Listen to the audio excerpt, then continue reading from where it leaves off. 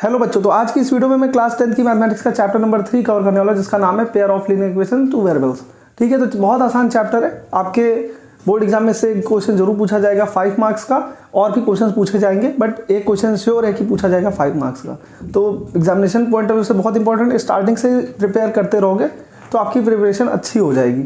Last में जाके आप प्रिपेयर करने की कोशिश करोगे तो बहुत सारे चैप्टर्स कवर नहीं कर पाओगे और इजी चैप्टर्स जो है वो भी समझ में नहीं आएगा। तो अभी से ध्यान से देखो और बहुत अच्छे से समझना। इस वीडियो को पूरा देखते हो तो आपको pair of linear equation two variables में कोई डाउट नहीं रह जाएगा, इस बात की मैं गारंटी लेता हूँ। ठीक है, तो बने रहना है। 10-15 मिनट की वीडियो होगी मे भी। ठीक है, तो आप इसको पूरी वीडियो देखो तभी आपको समझ में आएगा। तो हम देखेंगे pair of linear equation in two variables, pair of linear equations in two variables. ठीक है, तो चैप्टर का नाम है जस्ट ये। तो हम समझेंगे सबसे पहले कि क्या होता है pair of linear equation in two variables, क्योंकि चैप्टर का नाम है, पता होना चाहिए ना कि क्या है pair of linear equation in two variables. वो हम यहाँ पर देखते हैं। This is third chapter of your text book. ठीक है, प्रीवियस 2 चैप्टर्स मैंने कवर कर लिए हैं, वो आपने अगर नहीं देखा है तो मेरी वीडियोस जाकर देख सकते हैं चैनल पे। ठीक है, सब्सक्राइब कर लीजिए चैनल, ताकि जब मैं भी नई वीडियोस अपलोड करूँ तो आपके पास पहुँच जाए वो वीडियोज़। ठीक है, तो pair of linear equation in two variables. सबसे पहले पेयर का मतलब तो आप जानते ही हो। पेयर का मतलब जोड़ा, दो, युग्म। बहुत हिंदी में जाओ तो युग्म बोलते हैं उसे। ठीक है, linear equations in two variables. ठीक है, तो समझना पड़ेगा कि लीनियर इक्वेशंस क्या होती हैं एंड टू वेरिएबल्स में जो लीनियर इक्वेशंस होती हैं वो क्या होती हैं। ठीक है, तो जैसे आपके पास ये लिखा हुआ है कुछ। ठीक है, तो यही है linear equation in two variables. Linear equation क्यों है, इक्वेशन क्यों है? सबसे पहले इक्वल का सिंबल बन रहा है, मतलब 2 मैथमेटिकल टर्म्स को इस सिंबल के द्वारा रिलेट किया गया है, तो इसे हम बोलेंगे इक्वेशन। अब इस इक्वेशन में वेरिएबल्स हैं। अगर एक वेरिएबल होता तो बोलते लीनियर इक्वेशन इन 1 वेरिएबल। 2 वेरिएबल है तो इसलिए बोलेंगे इसे लीनियर इक्वेशन इन 2 वेरिएबल्स। अब यहाँ पर एक लीनियर इक्वेशन इन 2 वेरिएबल है, अगर एक और लीनियर इक्वेशन इन 2 वेरिएबल आ जाए तो इसे अब हम बोलने लगेंगे pair of linear equation in 2 variables. ठीक है, बहुत सिंपल सी बात है। लीनियर इक्वेशन क्यों बोल रहे हैं इसको, क्योंकि वेरिएबल की पावर 1 है, इसलिए लीनियर इक्वेशन बोल रहे हैं। ठीक है, मतलब कहने का कि वेरिएबल की पावर अगर 1 है इक्वेशन में तो हम उसे बोलते हैं लीनियर इक्वेशन। ठीक है, अब एक वेरिएबल है तो लीनियर इक्वेशन इन 1 वेरिएबल, 2 वेरिएबल है तो linear equation in 2 variable, 3 variable है तो लीनियर इक्वेशन इन 3 वेरिएबल्स। ठीक है, तो लीनियर इक्वेशन सिस्टम आप सॉल्व करने के लिए आपको मिलेगा 12th में, उसकी बात आप 12th में ही समझना। सो आई होप आपको समझ में आ गया होगा कि pair of linear equation in 2 variables क्या होता है। ठीक है, लेकिन आपके मन में क्वेश्चन जरूर उठना चाहिए कि ये कॉन्सेप्ट इंट्रोड्यूस क्यों किया गया, मतलब अगर ये कॉन्सेप्ट नहीं होता मैथ्स में तो हमें कौन सी ऐसी प्रॉब्लम होती। तो बहुत सारी प्रॉब्लम्स सॉल्व हो सकती है with the help of this topic. मतलब क्या, जैसे मान लो कि मैं आपसे बोलूं कि 10 बैट्स एंड 5 बॉल्स का कॉस्ट 3000 है and 15 bats and let's say 7 balls का कॉस्ट है 5000, और आपको बताना है कि एक बैट और एक बॉल का कॉस्ट क्या है। तो इस तरह की प्रॉब्लम सॉल्व हो सकती है इस कॉन्सेप्ट के यूज से। ठीक है, इस कॉन्सेप्ट के यूज से हम इस तरह की प्रॉब्लम को बहुत इजीली सॉल्व कर सकते हैं। तो यहाँ पर आपने ये समझा कि कोई pair of linear equation in two variables क्या होता है। अब हम उसके सॉल्यूशन के ऊपर जाएंगे और सॉल्यूशंस के मेथड पे भी जाएंगे। ठीक है, उसके सॉल्यूशन के मेथड्स पे भी जाएंगे। बहुत सारे मेथड्स हो सकते हैं ना किसी pair of linear equation in two variables को सॉल्व करने के, उन सभी मेथड्स पे बात करेंगे जो सिलेबस में उसी की बात करेंगे। ठीक है, तो solution of pair of linear equation in 2 variables. ठीक है, मैं शॉर्ट फॉर्म में थोड़ा बहुत यूज करूंगा। ठीक है, ये हो गया सॉल्यूशन। हम कैसे सॉल्व कर सकते हैं, देयर आर 2 मेथड्स जो आपके सिलेबस में गिवन है। कौन कौन से मेथड्स हैं, एक है ग्राफिकल मेथड। ठीक है, एक है ग्राफिकल मेथड, एक है एल्जेब्रिकल मेथड।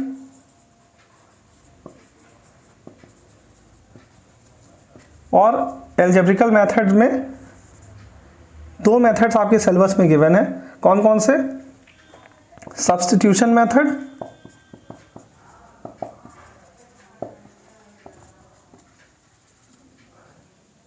और दूसरा है एलिमिनेशन मेथड। ठीक है, क्रॉस मल्टीप्लिकेशन मेथड भी था बट वो आपके सिलेबस से हट गया है। तो सिलेबस से जो कॉन्सेप्ट सिलेबस में है उसी को मैं इंट्रोड्यूस कर रहा हूँ। जो सिलेबस से हट गया है उसे मैं किसी पर्टिकुलर वीडियोस में अपलोड करूँगा। ठीक है, डिलीटेड पार्ट्स जो हैं वो भी मैं एक्सप्लेन कर दूंगा ताकि आपके मन में डाउट्स ना रह जाए। ठीक है, तो ग्राफिकल मेथड से हम कैसे किसी pair of linear equation in two variables को सॉल्व करते हैं और सॉल्यूशन क्या होता है, ये सब बातें हम करने वाले हैं अब। ठीक है, तो इसको मैं इरेज कर रहा हूँ, आप नोट डाउन करते रहिए। तो मैं कोई particular pair of linear equation in two variables ले रहा हूँ और उसको सॉल्व करने की कोशिश करूँगा बाई ग्राफिकल मेथड। तो क्लास 9th में आपने पढ़ाया है linear equation in two variables, है ना, ये आपके क्लास 9th में चैप्टर है। उसमें आपने ग्राफिकल अप्रोच भी देखा था, किसी इक्वेशन को कैसे ग्राफिकली रिप्रेजेंट करते हैं, ये आपने बात कर ली थी क्लास 9th में। ठीक है, तो वही हम यहाँ पर उसी को यूज़ करने वाले हैं, क्योंकि अगर आपने उतना पढ़ा था तो इजीली समझ में आ जाएगा, नहीं पढ़ा था फिर भी समझ में आएगा, बट ध्यान से देखने की ज़रूरत है बस। जैसे मान लो कि आपके पास कोई pair of linear equation in two variables है। अब मैं बार बार वो नहीं बताऊंगा कि पेयर क्या है और linear equation in two variables क्या है, आपने अभी मैंने एक्सप्लेन किया था, आप समझ चुके होंगे। ठीक है, x + 3y = 6 लेट्स से। ठीक है, we have these two linear equations in two variables. तो बच्चों ये तो हो गया pair of linear equation in two variables. इसके सॉल्यूशन से क्या मतलब है, मतलब what do you mean by solution of this pair of linear equation in two variables. उसके मेथड्स तो बहुत सारे, हम निकाल तो बहुत सारे मेथड से सकते हैं, बट सॉल्यूशन आखिर होता क्या है। तो x और y की वो वैल्यूज जो दोनों इक्वेशन को सेटिस्फाई करे। सेटिस्फाई मीन्स कि x और y की वो वैल्यूज जो इस पे सब्स्टिट्यूट करे और LHS RHS इक्वल हो जाए। सेटिस्फाई का मतलब यही होता है। ठीक है, तो इसको भी सेटिस्फाई करे, इसको भी सेटिस्फाई करे, वो वैल्यूज, उन्हीं को हम बोलेंगे solution of this pair of linear equation in two variables. ठीक है, तो हम अभी ग्राफिकल मेथड से देखेंगे कि कैसे हम सॉल्व करते हैं। ठीक है, एक 5 मार्क्स का क्वेश्चन आया था इसी ईयर, ठीक है, 2024 के एग्जाम में। ठीक है, तो यहाँ पर इसको देखने की बहुत ध्यान से ज़रूरत है। ठीक है, तो ऐसे लिखोगे आप, सॉल्यूशन लिखोगे, आपसे बोलेगा बस solve this pair of linear equation in two variables by graphical method, और आपको यही मेथड लगाना पड़ेगा। ठीक है, तो यहाँ पर लिखोगे फॉर 2x + 4y = 5। ये लिखा हुआ है आपके सामने एक linear equation in two variables.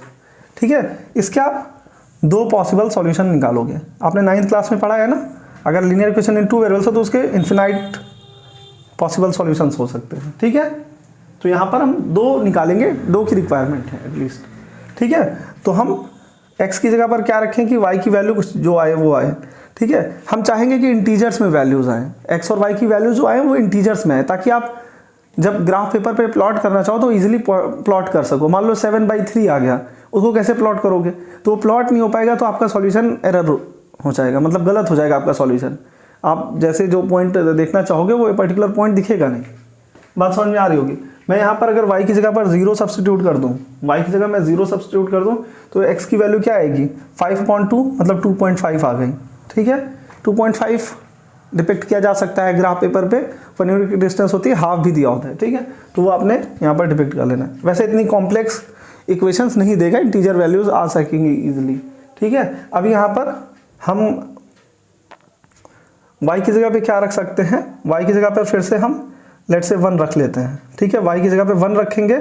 सो आपको क्या करना है, जस्ट y की जगह पर 1 रख देना है। y जहाँ लिखा है उसे हटाकर 1 लिख दीजिए, तो 4 × 1 4 आ जाएगा, 5 - 4 1 आ जाएगा, x × 2 लिखा हुआ है ना, 2 इधर इंटू में उधर जाएगा डिवाइड में, तो 1/2 आएगा, तो मतलब 0.5 आ जाएगा। ठीक है, तो हमको दो सॉल्यूशंस मिल गए इस इक्वेशन के। ठीक है, इसी तरह से दूसरी इक्वेशन के भी दो सॉल्यूशंस निकालने, इसी तरह से आप निकाल सकते हो जैसे ये निकला है। ठीक है, तो लिख दोगे जरूर फॉर x + 3y = 6, नहीं तो ये कंफ्यूजन हो जाएगी ना कि किस इक्वेशन का कौन सा सॉल्यूशन है। ठीक है, ये चीज़ कंफ्यूजन नहीं क्रिएट होनी चाहिए, मिक्स कर दोगे सब।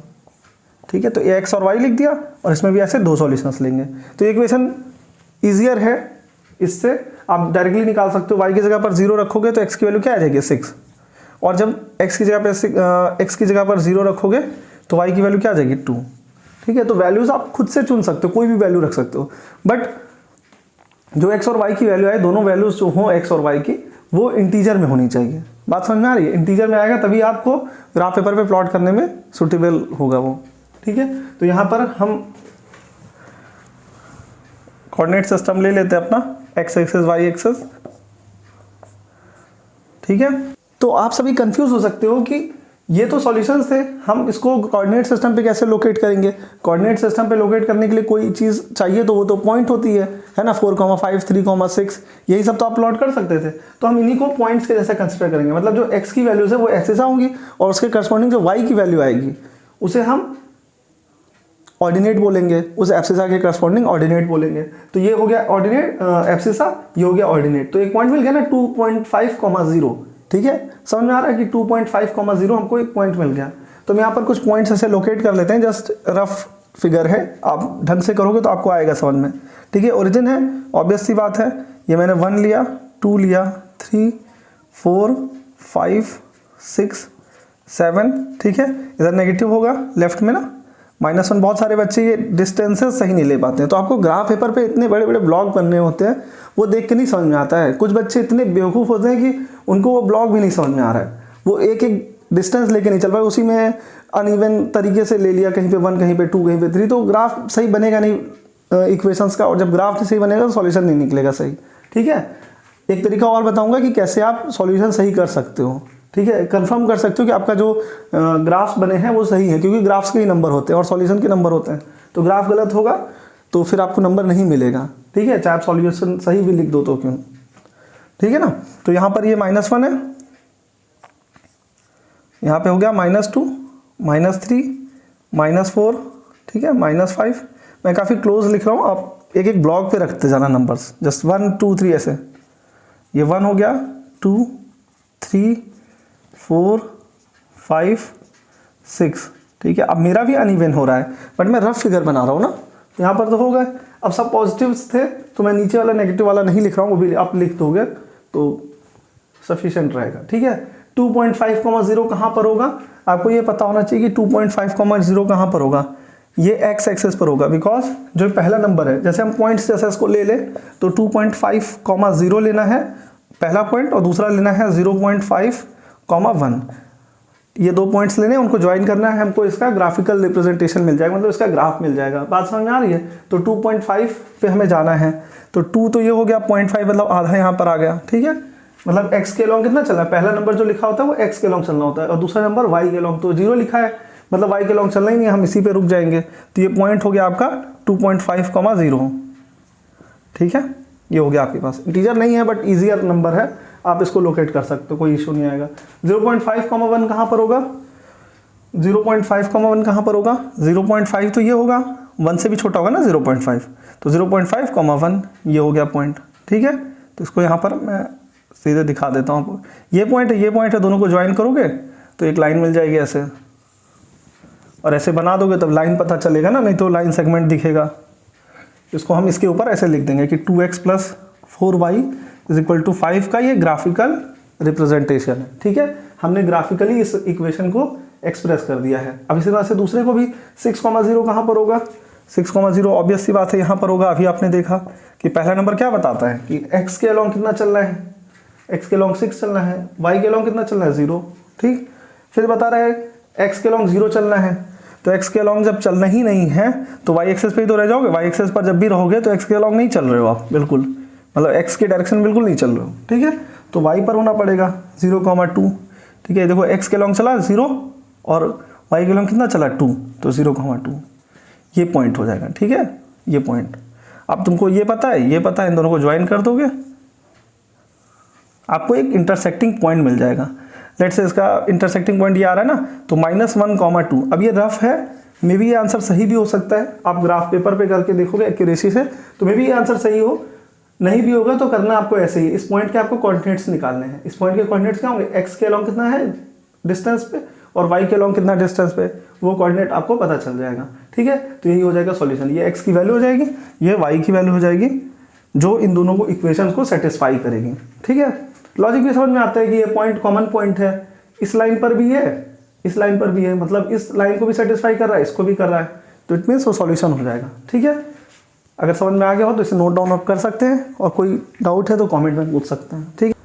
अब हम देखेंगे किसी pair of linear equation in 2 variables को सॉल्व करने का एल्जेब्रिकल मेथड। एल्जेब्रिकल मेथड में भी 2 मेथड्स आते हैं आपके पास, एक है सब्स्टिट्यूशन मेथड, एक है एलिमिनेशन मेथड।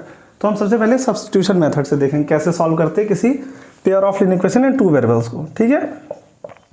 आपको डायरेक्ट ये मेंशन करेगा कि solve this pair of linear equation in 2 variables by substitution method, ठीक है। अगर उसने मेथड मेंशन नहीं किया तो आप कोई भी लगा सकते हो, ग्राफिकल मत लगाना, मैं सजेशन दूंगा आपको कि ग्राफिकल मेथड मत लगाना, ठीक है। सब्स्टिट्यूशन या एलिमिनेशन से कोई लगा देना, ठीक है। तो सब्स्टिट्यूशन मेथड हम यहाँ पर देख रहे हैं। अगर उसने एम्फेसाइज कर दिया कि ग्राफिकली लगाना है, कंपल्सन दे दिया है कि ग्राफिकल मेथड से ही सॉल्व करो, तो आप ज़रूर फिर करना पड़ेगा, फिर कोई ऑप्शन नहीं बचता है। ठीक है, यहाँ पर मैं लिख रहा हूँ सिंपल सा एक pair of linear equation in 2 variables. ठीक है, अब पेयर की बात हो रही है तो ऑब्वियस सी बात है कि 2 होगा, है ना, linear equation in 2 variables. These are linear equations because power of variables is given as 1। ठीक है, तो इसका मतलब ये क्या है, लीनियर इक्वेशंस है। ठीक है, 2 वेरिएबल है तो 2 वेरिएबल्स में। ठीक है, देखो सब्स्टिट्यूशन मेथड में क्या करना पड़ता है, जैसे ये इक्वेशन है, 2 इक्वेशन है आपके पास, ऐसे ले लोगे 1 और 2। ठीक है, आप क्या करोगे, किसी एक इक्वेशन को पिक कर लोगे, जो आपको अच्छा लग रहा हो देखने में उसे पिक कर लो। ठीक है, आप लिख लोगे यहाँ पर फ्रॉम इक्वेशन फर्स्ट। ठीक है, क्वेश्चन यही होगा कि solve the following pair of linear equation in 2 variables by substitution method. ठीक है, तो ऐसे आपको लिखना है, सॉल्यूशन के पार्ट से स्टार्ट करना है, ऐसे लिखना है जैसे मैं यहाँ पर लिख रहा हूँ, 1 इक्वेशन, सेकंड इक्वेशन, दोनों इक्वेशन आपने लेट कर ली फ्रॉम इक्वेशन फर्स्ट, पहली इक्वेशन से।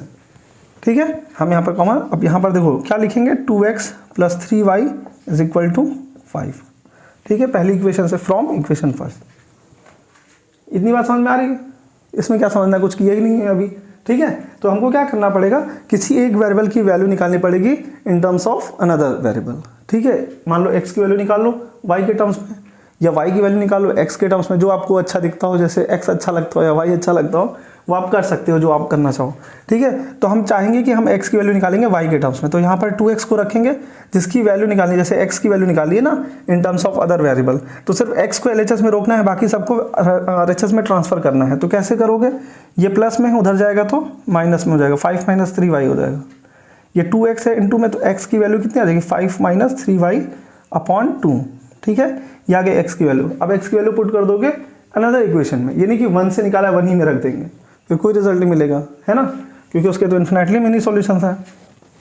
हम सेकंड में रखेंगे, जस्ट पुटिंग, ऐसे लिखेंगे, putting the value of x in equation second. मैं सारा कॉन्सेप्ट भी एक्सप्लेन करता हूँ और ये भी बताता हूँ लिखना कैसे है, ताकि आप पेपर में जाके कोई गलत तरीके से ना लिख दो जिससे आपके मार्क्स कट जाए। ठीक है, ऐसे लिखना पड़ेगा आपको, 3x + 4y = 7। ठीक है, just substitute 5 - 3y/2 in place of x। Just x को हटाना है यहाँ से, रिमूव करना है, क्या रखना है उसकी जगह पे, 5 - 3y/2। ठीक है, प्लस में 4y = 7। ये हो गया आपके पास। अब जो आपके पास दिख रहा है वो एक लीनियर इक्वेशन इन 1 वेरिएबल दिख रहा है, और उसको आप सॉल्व करना जानते हो, 8th क्लास से ही पढ़ रहे हो।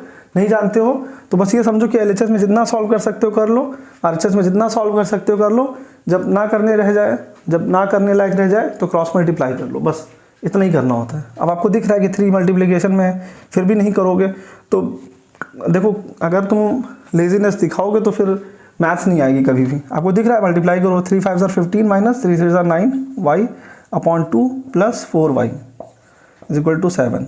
इधर उधर ट्रांसफर करना नहीं होता है हमेशा। आपको पता है कि LHS को सॉल्व करने लगे, सॉल्व करते रहो। ठीक है, अपॉन में 1 मानेंगे, बिकॉज ये अभी आपके पास अनलाइक फ्रैक्शन जैसे दिए हुए हैं। ठीक है, अब इसमें मैं क्या करूंगा, एलसीएम लूंगा डिनोमिनेटर का, आप सभी को पता है, 2 से 2 में डिवाइड करेंगे तो 1 आएगा, 1 का मल्टीप्लाई न्यूमरेटर में करेंगे तो वही मिल जाएगा। ठीक है, तो न्यूमरेटर में आपके पास आ गया 15 - 9y, बिकॉज 2 से 2 में डिवाइड किया तो 1 है, 1 से मल्टीप्लाई किया तो यही आ जाएगा। मान लीजिए 3 से करते तो 15 3 = 45 आता, 3 9 = 27 आता, इसमें भी मल्टीप्लाई करते हैं। डिस्ट्रीब्यूटिव प्रॉपर्टी लगती है ना, आपको पता होना चाहिए। प्लस 1 से 2 में डिवाइड करेंगे तो वही आएगा, 2 आ जाएगा, है ना, तो 2 से मल्टीप्लाई करेंगे तो 4y, 2 से 4y का मल्टीप्लाई करेंगे मतलब। ठीक है, डिनोमिनेटर से डिनोमिनेटर में डिवाइड करते हैं, फिर जो आता है उसका न्यूमरेटर से मल्टीप्लाई करते हैं। अब यहाँ पर आ जाएगा 8y। ठीक है, मैं इसको इधर लिख रहा हूँ, यह आएगा 15 - 9y + 8y/2 = 7। हर क्वेश्चन में आप ऐसा कर सकते हो। ठीक है, माइनस प्लस माइनस होता है, इंडिकेट करेगा ना, साइन बताते हैं करना क्या है, कौन सा ऑपरेशन लगेगा, प्लस लगेगा माइनस लगेगा, वो आपको साइंस बताते हैं। तो माइनस प्लस हो गया माइनस, माइनस मतलब सब्ट्रैक्ट करोगे, 9 में से 8 जाएगा तो 1y आएगा, y लिख सकते हो। सिर्फ साइन हमेशा ग्रेटर नंबर का लगता है, तो 9 ग्रेटर है तो माइनस आ गया। ठीक है, आप कुछ नहीं कर सकते हो, 15 माइनस 5 अनलाइक टर्म से सॉल्व होंगे नहीं, तो क्रॉस मल्टीप्लाई कर दो। तो 15 माइनस 5 इज इक्वल टू कितना हो जाएगा 14, 2 7 जार 14, दोनों मल्टीप्लाई हुआ तो वही आ गया। अब y की वैल्यू कितनी आ जाएगी 1। ठीक है, इतना आप नोट करो, फिर मैं उसको इरेज करके फिर से लिखाता हूँ। देखो कैसे लिखना है, ये लिखना है पहले, फिर ये लिखना है, फिर ये। ठीक है, इसके बाद फिर से मैं बता रहा हूँ। ठीक है, चलो मैं लिख देता हूँ, यहाँ पर जगह है। ठीक है,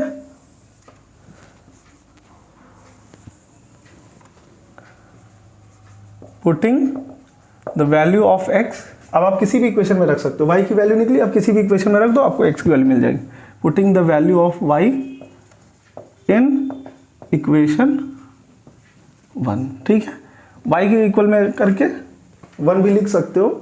ठीक है, और सही लगेगा वो देखने में। ठीक है, हम 1 में रख रहे हैं, तो just 2x plus 3 into Y की जगह 1 रख दिया इज इक्वल टू 5। तो 2x इज इक्वल टू, ये 3 हो जाएगा, 3 5 में से सब्ट्रैक्ट करो 2 आएगा, x की वैल्यू क्या आ जाएगी 1। ठीक है, तो क्या लिखोगे, hence x is equal to 1, y is equal to 1 answer. ठीक है, ऐसा लिख दोगे।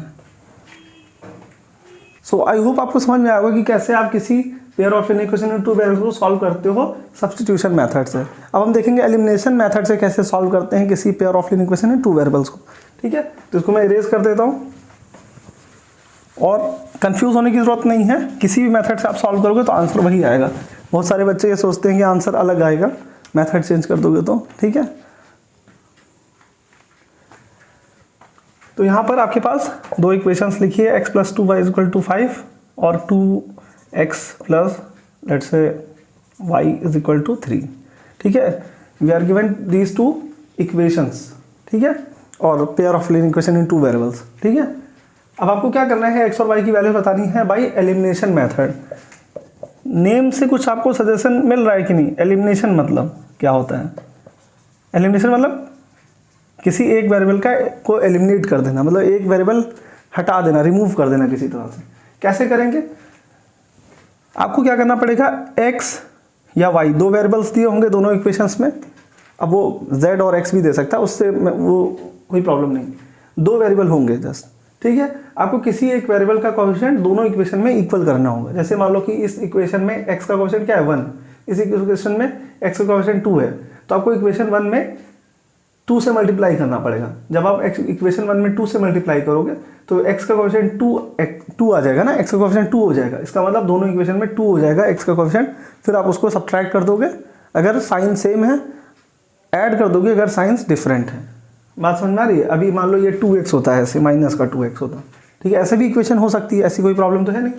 तो हम 2 से मल्टीप्लाई तो करते, x का कोएफिशिएंट 2 था, यहाँ पर हम 2 से मल्टीप्लाई कर देते, ये 2x आ जाता। ठीक है, दोनों इक्वेशन में x का कोएफिशिएंट इक्वल हो जाता, न्यूमेरिकली इक्वल हो जाता। 2x होता, यहाँ 2x माइनस में होता। तो डिफरेंट साइन थे तो हम ऐड कर लेते दोनों इक्वेशन को। ठीक है, अगर सेम साइन रहेगा तो सब्ट्रैक्ट कर लेंगे। ठीक है, वो भी मैं लिख भी दूंगा शॉर्ट नोट्स में। ठीक है, चाहे तो लिख लो, सेम साइन है तो क्या करना पड़ेगा, सब्ट्रैक्ट करना पड़ेगा, माइनस।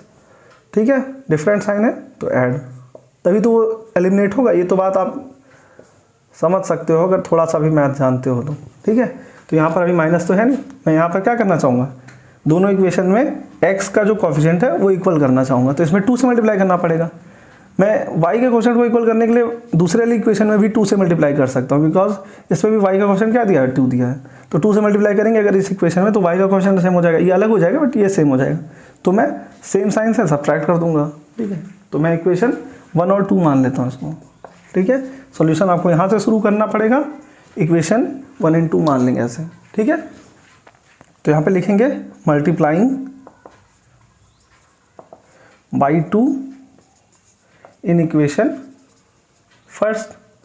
इजी है ना समझना, इक्वेशन फर्स्ट में 2 से मल्टीप्लाई, तो सभी टर्म्स में करेंगे आप, LHS और RHS के सभी टर्म्स से मल्टीप्लाई कर लो, ऐसा समझ लो। तो 2x आ जाएगा प्लस 4y आ जाएगा, 2 2 4 होता है ना, और 5 2 10 हो जाएगा। इसको इक्वेशन थर्ड मान लेंगे, ऑल्दो इक्वेशन 1 ही है, जस्ट अनदर फॉर्म में है। ठीक है,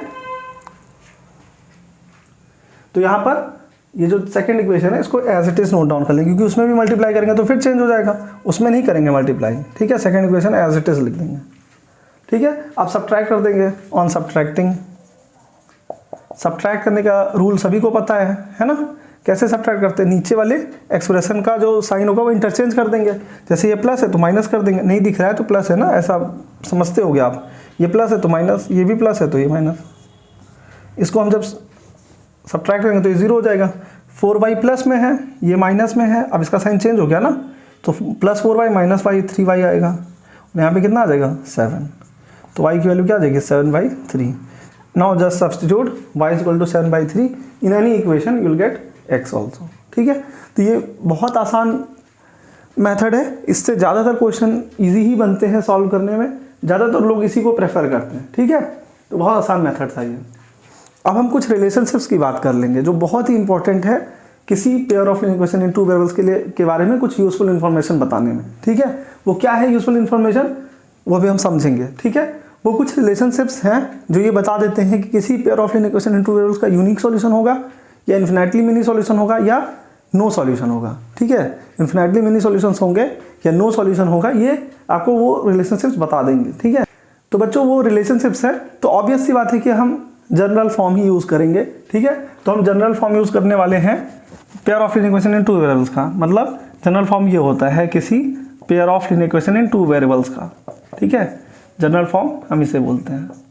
क्यों बोल रहे हैं general form, because by using this form we can express any pair of linear equation in two variables. ठीक है, तो ये तो क्या जनरल फॉर्म। अब हम रिलेशनशिप डिफाइन कर देते हैं। तो पहला रिलेशनशिप है if a1/a2 is not equal to b1/b2 then you will have unique solution. Means unique solution मिलेगा, सिर्फ एक सॉल्यूशन मिलेगा। ठीक है, और ग्राफिकल अप्रोच की बात करें तो इंटरसेक्टिंग लाइंस मिलेंगी।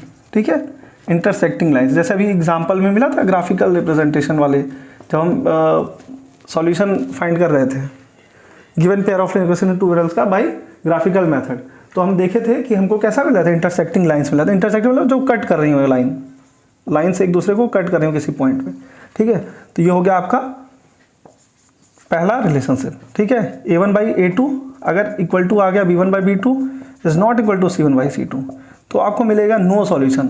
ठीक है, मतलब नो सॉल्यूशन, सॉल्यूशन नहीं मिलेगा आपको। ठीक है, और ग्राफिकल अप्रोच में कब इंटरसेक्ट नहीं करेगा, जब पैरेलल होगा, है ना। इतना लॉजिक तो काम करना चाहिए, पैरेलल होगा तभी इंटरसेक्ट नहीं करेगा, तभी सॉल्यूशन नहीं मिलेगा। थर्ड है आपका a1/a2 is equal to b1/b2 is equal to c1/c2। ठीक है, इसमें क्या होगा, इन्फिनाइटली मिनी सॉल्यूशन होंगे, बहुत सारे सॉल्यूशन होंगे। ठीक है, इन्फिनाइटली मिनी सॉल्यूशंस, ये बहुत अच्छे से याद रख लो क्योंकि इस पे बेस्ड न्यूमेरिकल भी एक MCQ भी आता है और क्वेश्चन भी एक आ सकता है। ठीक है, इन्फिनिटली मिनी सॉल्यूशन और कोइंसिडेंट लाइंस, मतलब एक के ऊपर एक लाइन ओवरलैप्ड रहेंगी। ठीक है, कोइंसिडेंट लाइंस, आपको ये तीनों केसेस अच्छे से पता होने चाहिए। अब एक और इन्फॉर्मेशन नॉलेज, ठीक है, किसी pair of linear equation in two variables को कंसिस्टेंट कब बोलेंगे और इनकंसिस्टेंट कब बोलेंगे, ये भी ध्यान से देख लो। ठीक है, इनकंसिस्टेंट सिर्फ इस केस में बोलेंगे। ठीक है, इनकंसिस्टेंट सिर्फ इस केस में बोलेंगे किसी pair of linear equation in two variables को। ठीक है, अगर ये रिलेशनशिप सेटिस्फाई होता है किसी pair of linear equation in two variables के लिए तो उसे हम इनकंसिस्टेंट बोलेंगे। ठीक है, इन्हें हम कंसिस्टेंट बोलेंगे, इन दोनों को ही हम क्या बोलेंगे, कंसिस्टेंट। ठीक है, जब सॉल्यूशन मिलता है तो उसे हम कंसिस्टेंट बोलते हैं, ऐसा समझ लो, चाहे एक मिले चाहे बहुत सारे मिले। बात समझ में आ गई। तो this case this relationship, if this relationship satisfies for any pair of linear equation in two variables then we can say that pair of linear equation in two variables is inconsistent. So ये पूरा introduction था pair of linear equation in two variables का। समझ में आ गया होगा आपको, अगर नहीं समझ में आया है तो एक बार और आप देख सकते हैं और अपने फ्रेंड्स के पास भी शेयर कर सकते हैं ताकि वो भी कुछ बेनिफिट्स ले सकें। ठीक है, तो मिलते हैं नेक्स्ट वीडियो में। Thanks for watching.